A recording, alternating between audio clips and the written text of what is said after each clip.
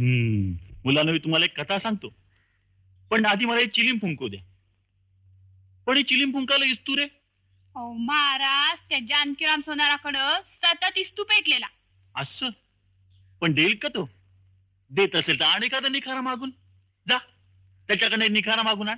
आत्ता आणतो. सोनार दादा, महाराजांना चिलीम पेटवायला इस्तू दे जरा. देणार नाही. तुमच्या महाराजांना मी मानत नाही. शेण थापून बैल म्हणणारा तो बोकड नुसता खाऊन खाऊन माजलाय. जा चालते वा. पाण्याला आणि विस्तवाला नाही म्हणू नये हे कळलं नाही जानकीराम सोनाराला. बाळ, ती वाळलेली काटकी घे आणि लाव चिलमीला. लाव.